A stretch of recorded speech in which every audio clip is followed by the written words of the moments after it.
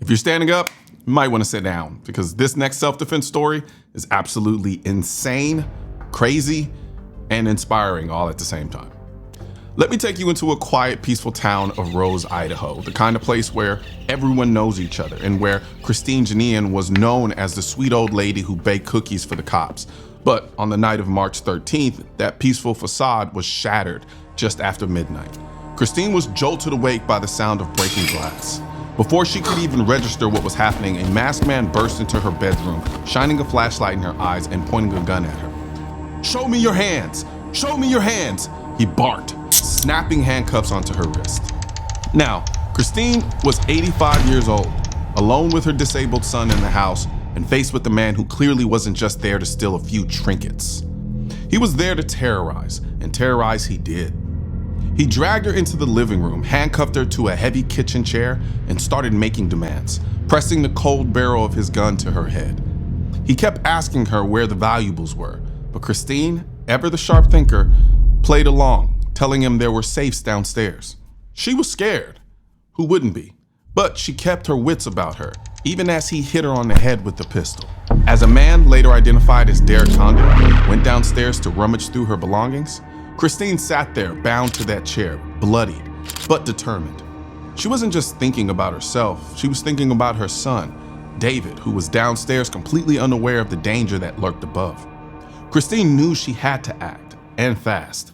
So in a moment that can only be described as pure grit, she dragged that heavy chair across the floor, inch by inch, all the way back to her bedroom. There, under her pillow, was her .357 Magnum revolver, the very tool that would turn the tide of this nightmare.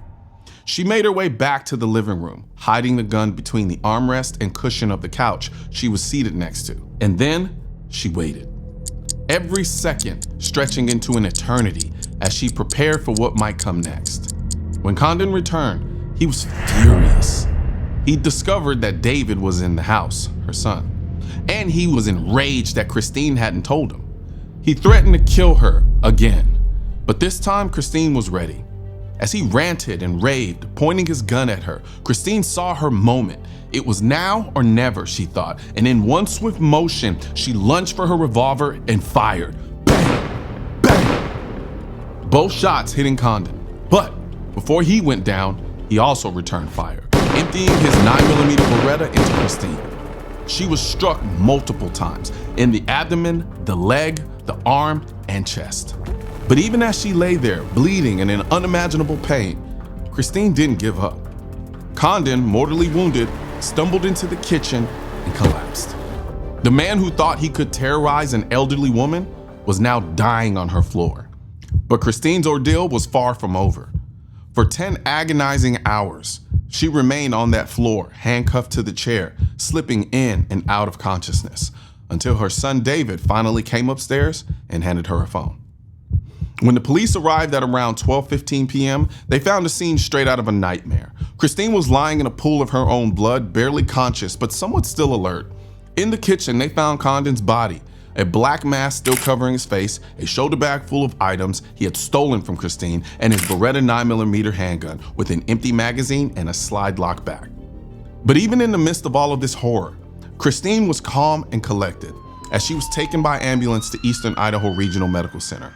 She told deputies the story of what happened. She even apologized for what she'd done, saying she wasn't the kind of person who shoots people, but that she had no choice.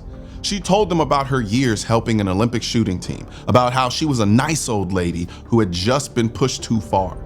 Law enforcement later found Condon's car, a white Honda CR-V, abandoned about a mile from the house.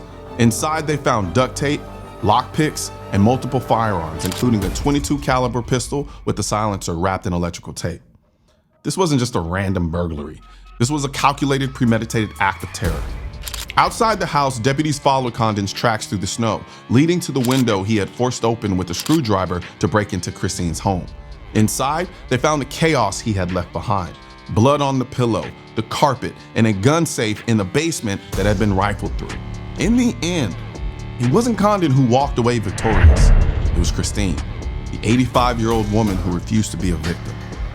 Now let's be clear. If Christine didn't have that .357 Magnum, we'd be talking about a tragedy today. This entire debate over gun control is so frustrating because people like Christine don't have the luxury of waiting for the police. They don't have the option of hoping that someone else will come to their rescue. She was alone, handcuffed, and facing a man who was ready to kill her. And yet, she fought back with everything she had. Christine's story isn't just about surviving a home invasion. It's about the fundamental right to self-defense, the importance of the Second Amendment, and the incredible strength of the human spirit. Whether you're 18 or 85, your right to protect yourself and your family and your home is non-negotiable. So here's to Christine, a true American hero. She's shown us all that age is just a number, and that when it comes to protecting what's yours, you do whatever it takes. She didn't just survive, she conquered. And in doing so, she reminded us all why the right to bear arms is something we must never take for granted. You know how frightening it is to think about what happens in the moments before, during, and even days after having to use your gun in self-defense? When you first start carrying a gun for protection, it can be a very scary and nerve-wracking experience, especially if you haven't gotten the education and training you need to feel confident. I've been there myself, hoping I never have to go through a self-defense shooting, which is why I'm a member of the USCCA. As a USCCA member, you can eliminate some of the stress of carrying a gun for protection by accessing the amazing wealth of firearm education, training, and current state-specific gun laws of your state or states you may travel to. This can help you be prepared for or hopefully even avoid a self-defense incident.